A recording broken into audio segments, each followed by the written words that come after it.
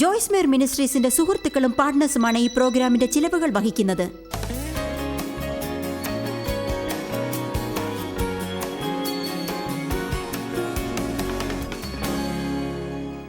നമ്മൾ ഈ ആഴ്ച അവസാനം മാറ്റത്തെ പറ്റിയാണ് പറയാൻ പോകുന്നത്. ഞാൻ ചെറിയ ആകർഷണീയമായ ടൈറ്റിലാണ് തീരുമാനിച്ചത്, ഒടുവിൽ കരുതി മാറ്റം എന്നാക്കാമെന്ന്. അതിനെക്കുറിച്ചാണ് ഞാൻ പറയാൻ പോകുന്നത്. നമ്മുടെ ഇന്നത്തെ വിഷയം അതാണ് ഇന്നത്തെ ചർച്ചാ വിഷയം, മാറ്റം. ദൈവം നമ്മൾ മാറണമെന്ന് ആഗ്രഹിക്കുന്നുണ്ട് എന്ന് ഞാൻ കരുതുന്നു. ദൈവം എപ്പോഴും ചലിക്കുന്നുണ്ടെന്ന് ഞാൻ കരുതുന്നു. ദൈവം എപ്പോഴും മുന്നേറിക്കൊണ്ടേയിരിക്കും. ഞാൻ ഇന്ന് ആദ്യമായി പറയാൻ പോകുന്നത് നിങ്ങളുടെ മനസ്സ് മാറ്റുന്നതിനെ പറ്റിയാണ്. കാരണം നിങ്ങൾ ആദ്യം മനസ്സ് മാറ്റിയില്ലെങ്കിൽ നിങ്ങളുടെ ജീവിതത്തിൽ യാതൊരു മാറ്റവും ഉണ്ടാവില്ലെന്നതിനെ പറ്റിയാണ് ഞാൻ പറയാൻ പോകുന്നത്. പലപ്പോഴും നമ്മൾ മാറ്റത്തിനായി ആഗ്രഹിക്കാറുണ്ട്, പക്ഷെ നമ്മൾ ഇപ്പോഴും ആ പഴയ രീതിയിൽ തന്നെ ചിന്തിച്ചുകൊണ്ടിരിക്കാൻ ആഗ്രഹിക്കുന്നു.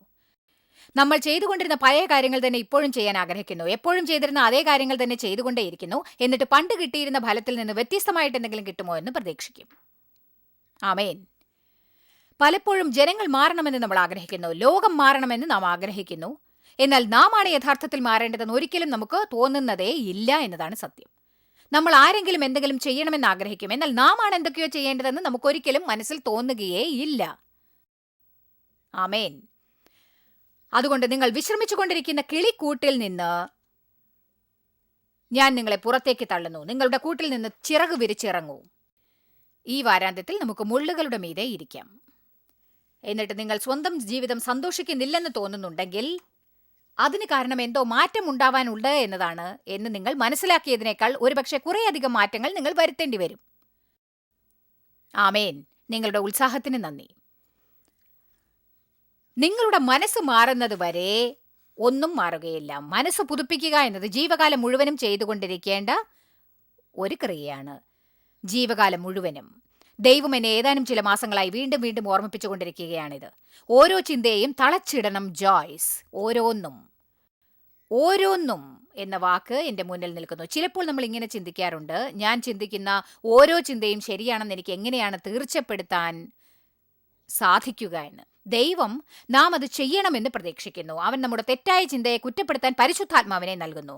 എന്നിട്ട് യേശു മരിച്ചു നൽകാൻ ആഗ്രഹിക്കുന്നത് എന്തായാലും, ഇത് ശ്രദ്ധിക്കൂ, യേശു മരിച്ച് നമുക്ക് നൽകാൻ ആഗ്രഹിക്കുന്നത് എന്തായാലും നമുക്കൊരു മഹത്തായ ജീവൻ ഉണ്ടാക്കാനാണ് അവൻ മരിച്ചത്. അതിനാൽ നമ്മുടെ തെറ്റുകൾ ക്ഷമിക്കപ്പെട്ടിരിക്കുന്നു. നമുക്ക് ശക്തിയോടും വിജയത്തോടും നടക്കാൻ സാധിക്കും. ദൈവത്തോടൊത്ത് ശരിയായ ബന്ധം സ്ഥാപിക്കുക. സമാധാനവും സന്തോഷവും ഉണ്ടാകട്ടെ. യോഹന്നാൻ 10:10 പറയുന്നു, ഞാൻ വന്നത് നിങ്ങളുടെ ജീവിതം സന്തുഷ്ടമാക്കാൻ വേണ്ടിയാണ്. സ്വർഗത്തിലേക്ക് പോകുന്നത് വരെ എങ്ങനെയോ കടന്നു പോകാൻ വേണ്ടിയല്ല, നിങ്ങൾ ജീവിതം സന്തോഷിക്കാൻ വേണ്ടി. അവൻ നാം എന്ത് നേടാനായി മരിച്ചുവെങ്കിലും നമ്മുടെ അനുഭവത്തിൽ ഒരിക്കലും നമുക്കത് നേടാനാവില്ല. നാം അതിനെക്കുറിച്ച് സംസാരിക്കും, അതിനെക്കുറിച്ച് നാം പ്രാർത്ഥിക്കും, നാം അതിനായി കാംക്ഷിക്കും. റോഡിൽ അങ്ങ് താഴെ എവിടെയെങ്കിലും നാം അത് കണ്ടെന്നിരിക്കും. പക്ഷേ നമ്മുടെ മനസ്സ് പുതുപ്പിക്കുന്നത് വരെ നമുക്കൊരിക്കലും അതുണ്ടാവില്ല. ദൈവം ചിന്തിക്കുന്നത് പോലെ ചിന്തിക്കാൻ നാം പഠിക്കണം. അതുകൊണ്ട് നിങ്ങളുടെ മനസ്സിൽ ഈയിടെയായിട്ട് എന്താണുള്ളത്? ചിലർക്കത് അറിയില്ല, കാരണം നിങ്ങൾ എന്താണ് ചിന്തിക്കുന്നത് നിങ്ങൾ ചിന്തിക്കുന്നതേയില്ല. നിങ്ങൾ ദിവസേന 2-3 പ്രാവശ്യം ചിന്തിക്കാൻ ശ്രമിക്കുക, ഞാൻ എന്തിനെക്കുറിച്ചാണ് ചിന്തിച്ചുകൊണ്ടിരുന്നത്. നിങ്ങളുടെ വികാരങ്ങൾ മുങ്ങിത്താഴാൻ ആരംഭിക്കുമ്പോൾ നിങ്ങളുടെ മനോവികാരത്തിന് എന്തോ സംഭവിച്ചിട്ടുണ്ടെന്ന് മനസ്സിലാവും. ആരോടെങ്കിലും ദേഷ്യം തോന്നുന്നുണ്ടെന്ന് അറിയും. സ്വയം ചോദിക്കൂ, ഞാൻ എന്തിനെക്കുറിച്ചാണ് ചിന്തിച്ചുകൊണ്ടിരുന്നത്? എല്ലാവരും നിങ്ങളോട് ചെയ്യുന്ന എല്ലാറ്റിനെക്കുറിച്ചും നിങ്ങൾ ചിന്തിക്കുകയാണെങ്കിൽ എപ്പോഴും ദേഷ്യം പിടിക്കാനേ സമയമുണ്ടാവൂ. നിങ്ങൾക്കുണ്ടാവണമെന്ന് ആഗ്രഹിച്ചിരുന്ന കാര്യങ്ങളെല്ലാം മറ്റുള്ളവർക്കുള്ളതിനെക്കുറിച്ച് ചിന്തിച്ചുകൊണ്ടേയിരുന്നാൽ നിങ്ങൾക്ക് നിങ്ങളെക്കുറിച്ച് ദുഃഖം തോന്നും. അതോടെ നിങ്ങളുടെ സ്വഭാവം പെട്ടെന്ന് മോശമാവുകയും ചെയ്യും. പക്ഷേ സുവാർത്ത ഇതാണ്, നിങ്ങൾക്ക് എന്ത് വേണമെങ്കിലും ചിന്തിക്കാം. അതേ സഭയെ, ഇതെനിക്ക് ഏറ്റവും വലിയ വെളിപ്പാടായിരുന്നു. ഞാൻ വർഷങ്ങളോളം പള്ളിയിൽ പോയിട്ടും ആരും എന്നോടത് പറഞ്ഞില്ല. ഞാൻ ചിന്തിക്കുന്ന രീതി എനിക്ക് മാറ്റാനാവുമെന്ന്, ഞാൻ ഇങ്ങനെ ചിന്തിക്കേണ്ടതില്ലെന്ന് എനിക്ക് മനസ്സിലായി. എനിക്കങ്ങനെ ചിന്തിക്കാതിരിക്കാനാവില്ല. ഞാൻ രാവിലെ എഴുന്നേറ്റ് ഇങ്ങനെ ചിന്തിക്കുകയാണെങ്കിൽ എനിക്ക് സമ്മർദ്ദം തോന്നുന്നു. അങ്ങനെ വരുമ്പോൾ ദിവസം മുഴുവനും ഞാൻ സമ്മർദ്ദത്തിനിരയായി. അതെ,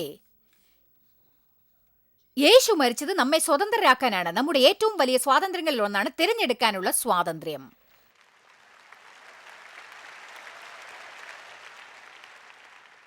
നിങ്ങളുടെ മനസ്സ് ദിവസം മുഴുവനും സാത്താന്റെ ചവറ്റുകൂടെയാവാൻ അനുവദിക്കരുത്. അവന് ദുഷ്പ്രവൃത്തികൾ ചെയ്യാനുള്ള ഒരു മാർഗമാവരുത് നമ്മുടെ മനസ്സ്. 2 കൊരിന്ത്യർ 10:4-5 പറയുന്നു, പോരാട്ടത്തിനുള്ള നമ്മുടെ ആയുധങ്ങൾ ജഡീകമല്ല, വൻകോട്ടകളെ തകർക്കുന്ന ദൈവസന്നിധിയിൽ സർവശക്തിയുള്ളവ തന്നെ. അവയാൽ ഞങ്ങൾ സങ്കല്പങ്ങളും ദൈവത്തിന്റെ പരിജ്ഞാനത്തിന് വിരോധമായി പൊങ്ങുന്ന എല്ലാ ഉയർച്ചകളും ഇടിച്ചു കളയുന്നു. എല്ലാ ചിന്തകളും വിചാരങ്ങളും തർക്കങ്ങളും ഇല്ലാതാക്കുന്നു. നമ്മോട് തർക്കിക്കാൻ സാത്താൻ ഇഷ്ടമാണ്. നിങ്ങൾക്ക് നിങ്ങളുടെ ചിന്തകളെ നിയന്ത്രിക്കാനാവും എന്ന് പറയുമ്പോൾ തന്നെ സാത്താൻ നിങ്ങളോട് വാക്കുതർക്കം നടത്തുകയായിരിക്കാം. നിനക്കതൊന്നും ചെയ്യാൻ സാധിക്കില്ല, നീ അത് മനസ്സിലാക്ക്. ചിന്തകൾക്ക് അതീതമാകാൻ നിനക്ക് സാധിക്കില്ല, നിനക്ക് വിഷമിക്കാതിരിക്കാൻ ഒരിക്കലും സാധിക്കില്ല. അല്ല, അതൊരിക്കലും സത്യമല്ല. നമുക്ക് മനസ്സുകൾ പുതുപ്പിക്കാൻ സാധിക്കും. റോമർ 12-ാം അധ്യായം വായിക്കാം. നമ്മുടെ മനസ്സ് മാറുന്നത് വരെ ഒന്നും മാറില്ല. ആഗ്രഹിച്ചത് കൊണ്ട് ഒരു പ്രയോജനവും ഉണ്ടാവില്ല, പ്രത്യാശ കൊണ്ടും ഒരു പ്രയോജനവും ഉണ്ടാവില്ല. അതെ, പ്രാർത്ഥന അതിശക്തമാണ്, നാം അതാണ് ചെയ്യേണ്ടത്. എന്നാൽ നമ്മൾ മനസ്സ് പുതുപ്പിക്കുകയും വേണം. എങ്ങനെയാണ് മനസ്സ് പുതുപ്പിക്കുക? ഇത് മുഖേന, ദൈവവചനം കൊണ്ട്. ഇത് വായിക്കാതിരുന്നാൽ ഒരിക്കലും വിജയമുള്ള ക്രിസ്ത്യാനിയാവാൻ കഴിയുമെന്ന് പ്രതീക്ഷിക്കേണ്ട. വചനം വായിക്കണം. വായിക്കുന്നതിനും പഠിക്കുന്നതിനും തമ്മിൽ വ്യത്യാസമുണ്ടെന്നാണ് എൻ്റെ അഭിപ്രായം. ചിലർ അവിടെ നിന്നും ഇവിടെ നിന്നും എന്തെങ്കിലും വായിക്കും, അല്ലെങ്കിൽ ഞാൻ പറയുന്നത് കേൾക്കാൻ വരും. അഥവാ ചിലർ TV പ്രോഗ്രാം കാണും, എന്നാൽ അവർ വായിക്കില്ല. നിങ്ങൾ വായിക്കണം, തീർച്ചയായും വായിക്കണം. വായിക്കണമെന്ന് ബൈബിൾ പറയുന്നു. നിങ്ങളെക്കുറിച്ച് അതിൽ കാണാനാവും. ജോലിക്കാരന് ഒരിക്കലും ലജ്ജിക്കേണ്ട ആവശ്യമില്ല. ഒരു ഡോക്ടർ പഠിക്കാതെ ഡോക്ടർ ആവാൻ സാധിക്കില്ല. ഡോക്ടർക്ക് പഠിക്കാത്ത ഒരു ഡോക്ടറുടെ അടുക്കൽ ആരെങ്കിലും ചികിത്സയ്ക്കായി പോകുമോ? പഠിക്കാത്ത ഒരു ദന്ത ഡോക്ടറുടെ അടുത്ത് ആരെങ്കിലും ചികിത്സിക്കാനായി പോകുമോ? ഇത് മനസ്സിലാക്കാൻ വളരെ എളുപ്പമാണല്ലേ. നമ്മൾ വിജയികളായ ക്രിസ്ത്യാനികളാവണമെങ്കിൽ, നമുക്ക് ജീവിതത്തിന്റെ പാഠങ്ങൾ പഠിച്ച് ബിരുദം നേടണമെങ്കിൽ നാം പഠിച്ചേ തീരൂ. ഞാൻ സത്യം പറയട്ടെ, എൻ്റെ അറിവിന് ഞാൻ ദൈവത്തോട് നന്ദി പറയുന്നു. പക്ഷെ അതിനായി എനിക്ക് 32 കൊല്ലം വേണ്ടി വന്നു. ഞാൻ ഇന്നും ദിവസം തോറും പഠിക്കുകയാണ്. നമ്മൾ ജീവകാലം മുഴുവനും പഠിച്ചുകൊണ്ടേയിരിക്കണം. ദൈവവചനത്തെക്കുറിച്ച് അതിശയിപ്പിക്കുന്ന ഒരു കാര്യമുണ്ട്. മറ്റു വാക്കുകളെ പോലെ അല്ല അവ, അതിൽ ശക്തി അടങ്ങിയിട്ടുണ്ട്. ഇത് മുഴുവനും ശക്തിയാണ്, അഭിഷേകമാണ്. യേശു വചനം ജഡമായതാണ്. ദൈവവചനത്തിൽ മുഴുവനും ജീവനുണ്ട്. ഇത് ദൈവത്തിന്റെ ഹിതമാണ്. ഇതിലൂടെയാണ് നാം ദൈവത്തെ കേൾക്കുക. ഇതിലൂടെയാണ് നാം ചെയ്യണമെന്ന് ആഗ്രഹിക്കുന്നത് അറിയുക. പക്ഷെ ഇതിനെക്കുറിച്ച് അതിശയിപ്പിക്കുന്ന ഒന്നുണ്ട്. ഞാൻ മാന്ത്രിക വാക്കുകൾ ഉപയോഗിക്കാൻ ആഗ്രഹിക്കുന്നില്ല. എന്നാൽ നാം ദൈവവചനം വായിക്കുമെന്നൊരു ഉടമ്പടി എടുത്താൽ നിങ്ങളിൽ ഒരു പരിവർത്തനത്തിന്റെ ശക്തി നടക്കുമെന്ന് ഉറപ്പാണ്. വാരാന്ത്യം നിങ്ങൾ എന്നോടൊത്ത് ചിലവാക്കുകയാണെങ്കിൽ ഇത് കേൾക്കുവിൻ. നിങ്ങൾ ഇവിടെ ഇരുന്നു കൊണ്ട് എല്ലാവരുടെയും വസ്ത്രങ്ങൾ നോക്കി രസിക്കാം, ഇങ്ങനെ നോക്കിയിരിക്കാം. അതുപോലെ കോൺഫറൻസ് കഴിഞ്ഞിട്ട് എന്താണ് കഴിക്കേണ്ടത് എന്നതിനെക്കുറിച്ച് ചിന്തിച്ചുകൊണ്ടിരിക്കാം. അവിടെ ഇരുന്നു കൊണ്ട് നിങ്ങൾക്ക് ഇങ്ങനെ നോക്കിയിരിക്കാം. നിങ്ങൾക്ക് ഈ സിറ്റി മുഴുവനും കറങ്ങി അതിൽ നടക്കുന്ന ഒന്നിനെയും ശ്രദ്ധിക്കാതിരിക്കാം. ശ്രദ്ധിക്കാനുള്ള നമ്മുടെ കഴിവിനെ മോഷ്ടിക്കാൻ സാത്താൻ കഠിനാധ്വാനം ചെയ്തുകൊണ്ടേയിരിക്കും. അവൻ അതിന് ശ്രമിച്ചുകൊണ്ടേയിരിക്കും. ഒരു കാര്യത്തെക്കുറിച്ച് ഏതാനും മിനിറ്റുകൾക്ക് മേൽ മനസ്സ് കേന്ദ്രീകരിക്കുന്നത് എത്ര കഠിനമാണെന്ന് നിങ്ങൾക്കറിയാമോ? അത് സാത്താന്റെ തന്ത്രമാണെന്ന് ഞാൻ വിശ്വസിക്കുന്നു. നമ്മുടെ ഉള്ളിൽ പലതരത്തിലുള്ള രൂപങ്ങൾ കടന്നു വരുമെന്ന് നമുക്കറിയാം. അതായത് ഇതൊട്ടും തന്നെ നല്ലതല്ല. വീഡിയോ ഗെയിംസ് കളിച്ച് നമ്മുടെ കുട്ടികൾ സമയം ചിലവാക്കുന്നത് ശരിയല്ല. അവർക്ക് നമുക്കുള്ളതിനേക്കാൾ കൂടുതൽ പ്രശ്നങ്ങൾ നേരിടേണ്ടി വരും. ഞാൻ പറയുന്നത് ശരിയാണ്. നമ്മുടെ കുട്ടികളെ ചിന്തിക്കാൻ പ്രേരിപ്പിക്കൂ. അവർ സദാസമയം കമ്പ്യൂട്ടറിലും മറ്റ് സാമഗ്രികളിലും ചിലവാക്കുന്നത് നാം തടയേണ്ടതാണ്. നൂതന സാങ്കേതികവിദ്യകൾ ഉപയോഗിക്കരുതെന്നല്ല, ധ്യാനത്തിനായിട്ടുള്ള നമ്മുടെ കഴിവിനെ പരിരക്ഷിക്കുക. അത് ദൈവം തന്നതാണ്. ധ്യാനിക്കുക എന്നാൽ വീണ്ടും വീണ്ടും മനസ്സിൽ ചിന്തിക്കുകയും ഉരുവിടുകയും പഠിക്കുകയും ഓർക്കുകയും ചെയ്യുക എന്നാണ് അർത്ഥം. നാം ദൈവവചനം ധ്യാനിക്കുകയാണെങ്കിൽ അത് നമ്മെ മുഴുവനായി മാറ്റുമെന്ന് ബൈബിളിൽ എഴുതപ്പെട്ടിട്ടുണ്ട്. ആമേൻ. ധ്യാനിക്കാൻ നിങ്ങൾക്ക് അറിയില്ലെന്ന് എന്നോട് പറയരുത്. കാരണം വിഷമങ്ങൾ വരുമ്പോൾ നിങ്ങൾ അതല്ലേ ചെയ്യുന്നത്. നമ്മളിൽ ചിലർക്ക് ദിവസം മുഴുവനും നമ്മുടെ പ്രശ്നങ്ങളെക്കുറിച്ച് ചിന്തിക്കാൻ ഒരു പ്രശ്നവുമില്ല. നമ്മൾ അതിനെക്കുറിച്ച് ചിന്തിക്കും, സംസാരിക്കും, ചിന്തിക്കും, സംസാരിക്കും, ചിന്തിക്കും, സംസാരിക്കും, ചിന്തിക്കും, സംസാരിക്കും, ചിന്തിക്കും, സംസാരിക്കും. എന്നാൽ ദൈവവചനത്തിന്റെ കാര്യം വരുമ്പോൾ നമുക്ക് തോന്നും, അയ്യോ എനിക്കത് ചെയ്യാൻ കഴിയില്ല.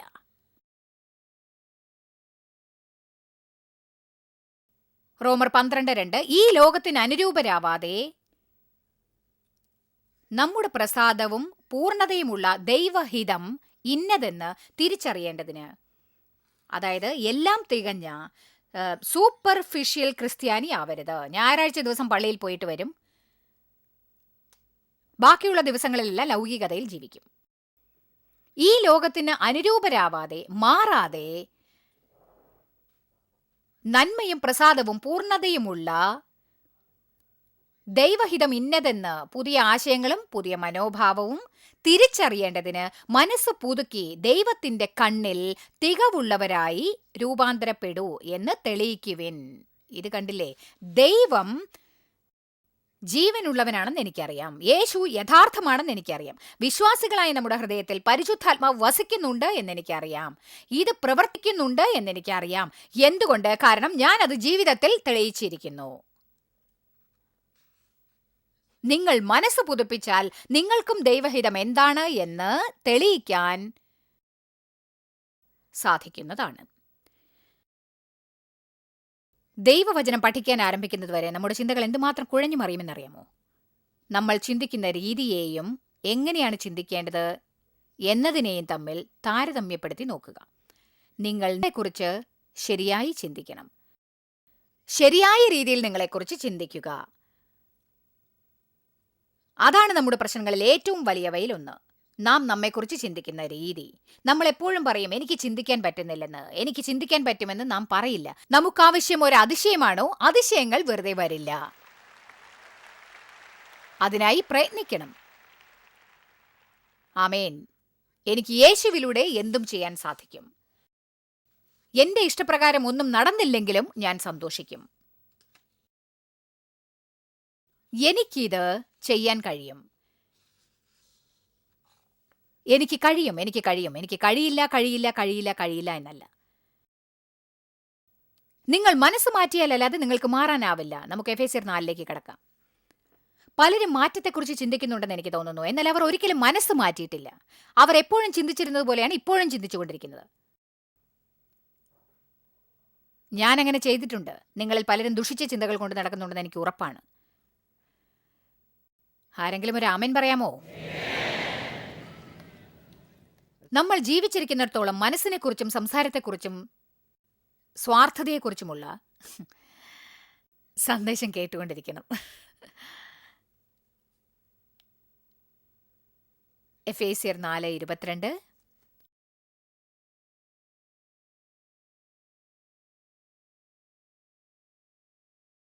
മുമ്പിലത്തെ നടപ്പ് സംബന്ധിച്ച്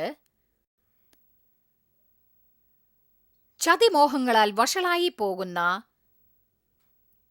പഴയ മനുഷ്യനെ ഉപേക്ഷിച്ച് നിങ്ങളുടെ ഉള്ളിലെ ആത്മാവ് സംബന്ധമായി പുതുക്കം പ്രാപിച്ച് സത്യത്തിന്റെ ഫലമായ നീതിയിലും വിശുദ്ധിയിലും. ഇത് ഒരു പ്രാവശ്യം ചെയ്യാനുള്ള കാര്യമല്ല. ഈ ആഴ്ചയിലെ കോൺഫറൻസിൽ നിന്ന് ഇതെല്ലാം നിങ്ങൾക്ക് കിട്ടാൻ പോകുന്നില്ല. നീതിയിലും വിശുദ്ധിയിലും ദൈവാനുരൂപമായി സൃഷ്ടിക്കപ്പെട്ട പുതു മനുഷ്യനെ ധരിച്ചുകൊള്ളുവേൻ. നമ്മൾ ഓരോ ദിവസവും മാനസികമായ നീക്കുപോക്കുകളും പെരുമാറ്റത്തിൽ നീക്കുപോക്കുകളും ഉണ്ടാക്കണം എന്നാണ് ഇതിന്റെ അർത്ഥം. നമുക്ക് പെരുമാറ്റത്തിൽ നീക്കുപോക്കുകൾ നടത്താനാവുമെന്ന് എത്ര പേർക്കറിയാം? അത് നിങ്ങളാണെന്ന് എത്ര പേർക്ക് സത്യസന്ധമായി പറയാൻ സാധിക്കും? നിങ്ങളുടെ പെരുമാറ്റത്തിൽ നീക്കുപോക്കുകൾ ഉണ്ടാക്കണം. All right. നിങ്ങൾ അങ്ങനെ ചെയ്താൽ ഇതാണ് സംഭവിക്കുക. 24-ാം വാക്യം, പുതിയ സ്വഭാവം നിങ്ങൾ ധരിക്കും. ഇത് ഞാൻ കണ്ടപ്പോൾ നിങ്ങൾ എനിക്ക് പഠിപ്പിച്ചു തന്നിരിക്കുന്നു. 22-ാം വാക്യം, ഇതിൽ പറയുന്നു നമ്മൾ പഴയതുപോലെ പ്രവർത്തിക്കുന്നത് മാറ്റണം എന്ന്. 24-ാം വാക്യം പറയുന്നു ദൈവം ആഗ്രഹിക്കുന്ന വിധത്തിൽ പെരുമാറാൻ തുടങ്ങുക. എന്നാൽ അങ്ങോട്ടുള്ള പാലത്തിലെത്താൻ നിങ്ങളുടെ മനസ്സിന്റെ ആത്മാവിനെ തുടർച്ചയായി പുതുപ്പിക്കണം. അതെങ്ങനെയാണെന്നാൽ, ഞാൻ ഇവിടെയാണെന്നുണ്ടെങ്കിൽ എനിക്ക് ഇങ്ങോട്ട് പോകാൻ ആഗ്രഹമുണ്ടെന്നിരിക്കട്ടെ. ഇവിടേക്ക് എത്തിച്ചേരാൻ ഒരു വഴിയേ ഉള്ളൂ. ഇതിലൂടെ കടന്നു പോകണം. ഞാനൊരു ക്രിസ്ത്യാനിയാണെങ്കിൽ യേശുവിനെ പോലെ പെരുമാറാൻ ആഗ്രഹിക്കുന്നവരാണ് നമ്മളെങ്കിൽ, പക്ഷെ ഞാൻ പഴയതുപോലെ പെരുമാറുന്നു, അത് ശരിയല്ലെന്ന് എനിക്കറിയാം. ഈ പാലം കടക്കാൻ എനിക്ക് ഒരേ ഒരു വഴിയേ ഉള്ളൂ. അതായത് ദൈവവചനപ്രകാരം എൻ്റെ മനസ്സും പെരുമാറ്റവും ദിനവും പുതുപ്പിക്കണം. ദൈവം നമ്മുടെ ദുഷിച്ച ചിന്തകളെ ഇഷ്ടപ്പെടില്ല. ഒന്നറിയാമോ, നമ്മുടെ ഓരോ ചിന്തകളും അവനറിയാം. ബൈബിളിൽ പറയുന്നു, നമ്മുടെ ഓരോ ചിന്തകളും അവനറിയാം. നമ്മൾ ചിന്തിക്കുന്ന ഓരോ ചിന്തകളും അവനറിയാം. ഞാൻ നിങ്ങളെ കുറ്റപ്പെടുത്തുകയല്ല, പക്ഷെ ചിന്തകൾ അതിശക്തമാണ് എന്ന് നിങ്ങൾ മനസ്സിലാക്കേണ്ടതാണ്. നമ്മുടെ മനസ്സ് മാത്രമല്ല മാറേണ്ടതെന്ന് ഞാൻ കരുതുന്നു. ഞാൻ പറയുന്നത് നിങ്ങൾ ശ്രദ്ധിച്ചു കേൾക്കണം. എങ്ങനെയാണ് മാറേണ്ടത് എന്നതിനെക്കുറിച്ച് നിങ്ങൾ എന്ത് കരുതുന്നു? നമ്മൾ മാറ്റത്തെക്കുറിച്ചുള്ള നമ്മുടെ ചിന്തകളെ മാറ്റണം. മാറ്റത്തിനായി ശ്രമിച്ചാൽ നമുക്ക് മാറാനാവില്ല. എത്രയോ വർഷങ്ങൾ ഞാൻ മാറാനായി പലതവണ ശ്രമിച്ചു. കുറേ വർഷങ്ങൾ മാറ്റത്തിന് ഞാൻ ശ്രമിച്ചുകൊണ്ടേയിരുന്നു. ഞാൻ വേദപുസ്തകം വായിക്കും, ശ്രമിക്കും. ഞാൻ പള്ളിയിലേക്ക് പോയി സന്ദേശം കേട്ട് മാറ്റത്തിനായി ശ്രമിക്കും. നിങ്ങൾ ആരെങ്കിലും അങ്ങനെ ചെയ്തിട്ടുണ്ടോ? ഞാൻ ശ്രമിച്ച് മരിക്കും എന്ന സ്ഥിതിയിലായി.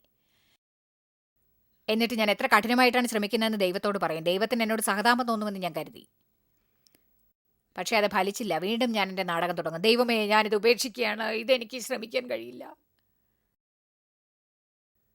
നാം ഇങ്ങനെയാണ് മാറ്റമുണ്ടാക്കേണ്ടത്. നമ്മൾ ചില സത്യങ്ങൾ അറിയും, അത് നമുക്ക് കുറ്റബോധമുണ്ടാക്കും. വേദപുസ്തകം പറയുന്നു, ദൈവവചനം ഒരു കണ്ണാടി പോലെയാണെന്ന്. ഇതിൽ നാം നോക്കുമ്പോൾ നിങ്ങൾ എങ്ങനെ ഉണ്ടാവണമെന്നും ഇപ്പോൾ എങ്ങനെയാണെന്നും നിങ്ങൾ അറിയും. വചനത്തെ ഒരു കണ്ണാടി പോലെ കരുതാൻ ഞാൻ ആഗ്രഹിക്കുന്നു. എൻ്റെ മുഖം മുഴുവനും അഴുക്കുണ്ടാവാം, എന്നാൽ അത് അറിയണമെങ്കിൽ കണ്ണാടി നോക്കണം, അല്ലേ? ശരി, ഞാൻ കുഴപ്പത്തിലായിരുന്നു. എല്ലാവർക്കും എന്തൊക്കെയോ പ്രശ്നങ്ങളുണ്ടെന്ന് ഞാൻ കരുതി. ഞാൻ വേദപുസ്തകം എന്ന കണ്ണാടിയിലൂടെ നോക്കുന്നത് വരെ എനിക്കായിരുന്നു പ്രശ്നമെന്ന് അറിഞ്ഞില്ല. ഇവിടെ ഇന്ന് വന്നിരിക്കുന്ന ചിലർ കരുതുന്നുണ്ടാവും, നിങ്ങൾ വിവാഹം കഴിച്ച വ്യക്തിയാണ് നിങ്ങളുടെ പ്രശ്നമെന്ന്, അഥവാ പണം മതിയാവാത്തതാണ് നിങ്ങളുടെ പ്രശ്നമെന്ന്. ലോകം തന്നെ നിങ്ങൾക്ക് പ്രശ്നമായിരിക്കുന്നു. ഒരു നല്ല വീടുണ്ടായിരുന്നെങ്കിൽ നിങ്ങൾ സന്തോഷിക്കുമായിരുന്നു. ഇല്ല, നിങ്ങൾ ഒരുപക്ഷെ കണ്ണാടിയിൽ നോക്കേണ്ടി വരും. ഓ, അതവിടെ ഉണ്ടായിരുന്ന എനിക്ക് അറിയില്ലായിരുന്നു. അതെ സഭയെ, അതുകൊണ്ട് നിങ്ങൾ ചെയ്യുന്നത് തെറ്റാണ് എന്നാണ് നിങ്ങൾ ആദ്യം മനസ്സിലാക്കേണ്ടത്. മനസ്താപപ്പെടുക, അതായത് അതിൽ നിന്ന് പിന്തിരിയാൻ നിങ്ങൾക്ക് സമ്മതമാണ്. അതിനെക്കുറിച്ച് സഹതപിക്കുന്നു, എന്നിട്ട് അതിൽ നിന്ന് പിന്തിരിയാൻ ആഗ്രഹിക്കുന്നു. യഥാർത്ഥ മനസ്താപം ഇങ്ങനെയല്ല. ഓ, ക്ഷമിക്കണം. അത് നിങ്ങളുടെ ക്ഷമ ചോദിക്കലാണ്. നിങ്ങൾ അതിൽ നിന്ന് പിന്മാറാനും ഒരുക്കമായിരിക്കുന്നു. പിന്നീട് നമ്മൾ മാറുന്നത് എങ്ങനെയെന്നാൽ, നമുക്കൊരു പ്രശ്നമുണ്ടെന്ന് നാം കണ്ടാൽ ആദ്യം നമ്മൾ ദൈവത്തോട് നമ്മെ മാറ്റണമെന്ന് പറയും. ദൈവത്തെ കൂടാതെ മാറാനാവില്ല. അതിനുശേഷം നിങ്ങൾക്ക് എവിടെയാണ് മാറ്റം ഉണ്ടാവേണ്ടത് അതിനെക്കുറിച്ചുള്ള വചനങ്ങൾ വായിക്കും. നിങ്ങളുടെ മനോഭാവം ശരിയല്ലെങ്കിൽ പണത്തെക്കുറിച്ച് വായിക്കുന്നത് കൊണ്ട് മനോഭാവം നന്നാവില്ല.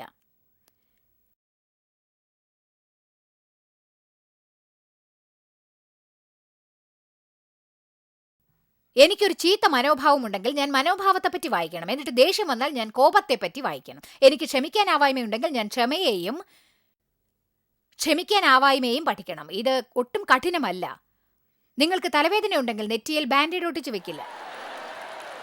വിരൽ മുറിഞ്ഞിട്ടുണ്ടെങ്കിൽ അതിൽ ആസ്പിരിൻ ഗുളിക കെട്ടിവെക്കില്ല. അത് ഹൃദയത്തിനുള്ള മരുന്നാണ്. ദൈവവചനം നമ്മുടെ ആത്മാവിനെ സൗഖ്യമാക്കാനുള്ള മരുന്നാണ്. വചനത്തിൽ ശക്തിയുണ്ട്. ആരെങ്കിലും നിങ്ങളുടെ വികാരങ്ങളെ വേദനിപ്പിച്ചാൽ അവരുടെ തല പൊട്ടിക്കാൻ നിങ്ങൾക്ക് തോന്നും. പക്ഷെ അടുത്ത ദിവസം വീണ്ടും ജോലി സ്ഥലത്ത് പോകണമെന്ന് നിങ്ങൾക്കറിയാം. നിങ്ങൾ അവരോട് ക്ഷമിക്കണം, അവരോട് നേരായി പെരുമാറണം. എന്നാൽ നിങ്ങൾ കരുതും, എന്നെ കൊണ്ടത് സാധിക്കുകയില്ല, കാരണം എൻ്റെ വികാരങ്ങൾ ഏറ്റവും കടുത്തതാണ് എന്ന് നിങ്ങൾ വിചാരിക്കും. എന്നിട്ട് നിങ്ങൾ അല്പം സമയമെടുക്കും, എവിടെയെങ്കിലും ദൈവത്തെ നേടും. നിങ്ങൾ വേദപുസ്തകത്തിൽ തേടും, പേടിയെയും ക്ഷമയെയും ക്ഷമിക്കാനാവായ്മയും കുറിച്ച് കിട്ടാവുന്നതെല്ലാം അന്വേഷിക്കും. നിങ്ങൾ അത് തുറക്കും, എന്നിട്ട് ഉറക്ക വായിക്കാൻ തുടങ്ങും. എന്നിട്ട് ഒരു മരുന്ന് കഴിക്കുന്നത് പോലെ വചനത്തെ വിഴുങ്ങും. അതിനുശേഷം പറയും, ഞാൻ ഇന്ന് എൻ്റെ മരുന്ന് കഴിക്കുകയാണ്. അതെ, ഇത് വളരെ പ്രാക്ടിക്കലാണ്. അങ്ങയുടെ വചനം എനിക്ക് സൗഖ്യം നൽകാൻ ആവശ്യമാണ് ദൈവമേ. നിങ്ങൾക്ക് മാറാം, എന്നാൽ വെറുതെ ശ്രമിച്ചാൽ അത് നടക്കില്ല. സദൃശവാക്യം 23:7 പറയുന്നു, ഒരുവൻ ഹൃദയത്തിൽ കരുതുന്നത് അവന് ഭവിക്കുന്നു എന്ന്. മറ്റൊരു പരിഭാഷ പറയുന്നു, ഒരുവൻ ഹൃദയത്തിൽ ചിന്തിക്കുന്നത് പോലെ അവനാകുമെന്ന്. ഞാനതൊരല്പം മാറ്റി ഇങ്ങനെ പറയാൻ ആഗ്രഹിക്കുന്നു, മനസ്സ് പോകുന്നിടത്തേക്ക് മനുഷ്യനും പോകുന്നു. ഞാൻ മനസ്സിലൊരു ഹോട്ട് ഡോഗ് കഴിക്കണം എന്ന് കരുതിയാൽ, ഞാൻ ഒന്ന് പറയട്ടെ, ഈ ആഴ്ച അവസാനിക്കുമ്പോഴേക്കും ഞാനത് കഴിച്ചിട്ടുണ്ടാവും, അത് തീർച്ചയാണ്. നാം ചെയ്യാൻ ആഗ്രഹിക്കുന്നു. ഇങ്ങനെ പറയുന്നത് കൊണ്ട് ഒരു പ്രയോജനവുമില്ല. എനിക്ക് ബൈബിൾ വായിക്കാൻ സമയമില്ല. നിങ്ങൾ എന്തിനു വേണ്ടി സമയം ചിലവാക്കുന്നു എന്നതാണ് പ്രധാനം.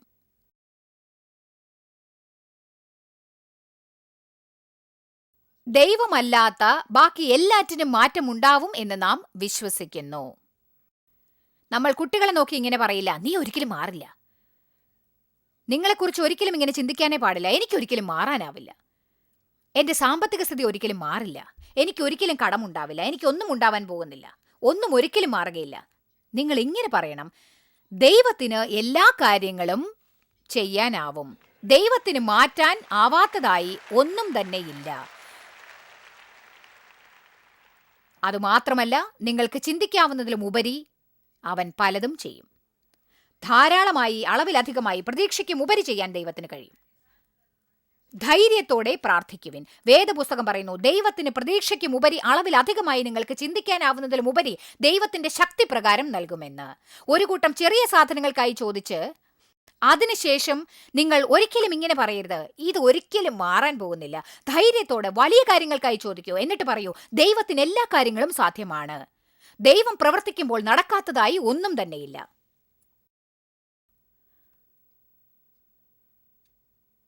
കാര്യങ്ങൾ മാറും എന്ന് കണ്ടുപിടിച്ച ലോകത്തിലെ ചില അസാധാരണ വ്യക്തികളെക്കുറിച്ച് ബൈബിളിൽ കാണാനാവും.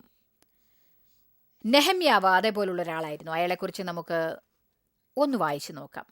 നെഹമ്യാവ് എടുക്കൂ, 1-ാം അധ്യായം 2 മുതൽ 4 വരെ. ഞങ്ങൾ ഈ വാക്യങ്ങൾ മുകളിൽ കാണിക്കും ഓവർഹെഡ് വഴിയായി.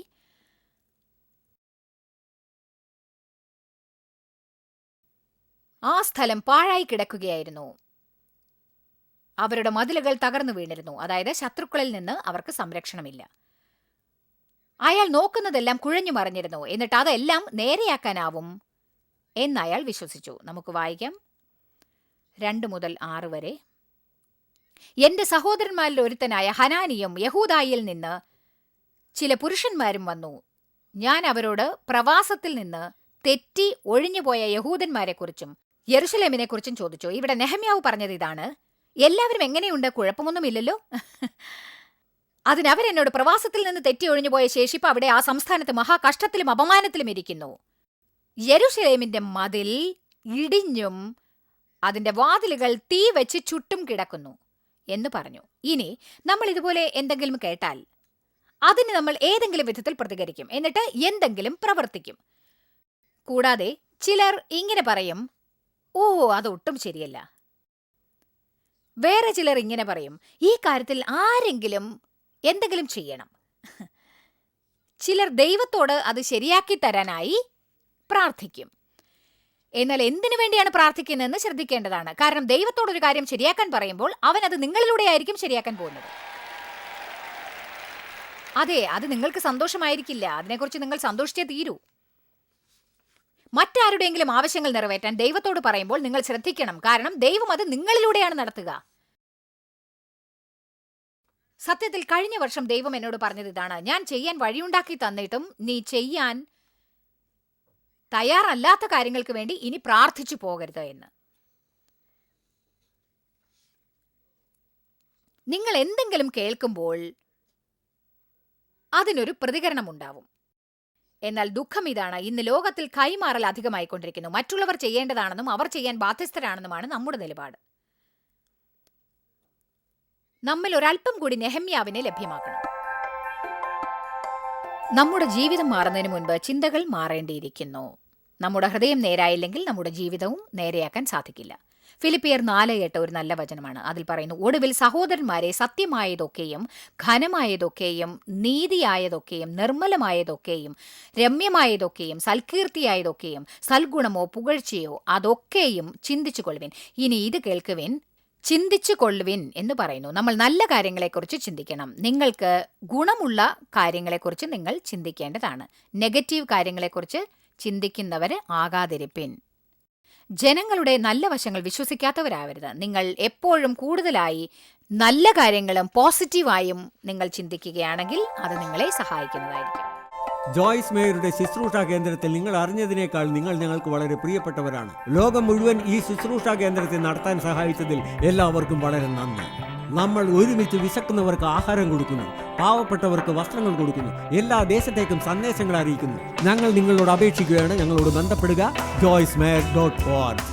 നിങ്ങളുടെ പ്രാർത്ഥനകളും അപേക്ഷകളും പകർന്നുകൊള്ളാൻ, അതിനെപ്പറ്റി കൂടുതൽ അറിയുവാൻ, ജോയ്സിന്റെ പൊതുയോഗ വിവരപ്പട്ടിക ലോകം മുഴുവൻ ക്രിസ്തുവിന്റെ സ്നേഹം പകരാൻ ഞങ്ങളോട് പങ്കുചേരുക. ജോയ്സ് മേയർ മിനിസ്ട്രീസിന്റെ സുഹൃത്തുക്കളും പാർട്ട്നേഴ്സുമാണ് ഈ പ്രോഗ്രാമിന്റെ ചിലവുകൾ വഹിക്കുന്നത്.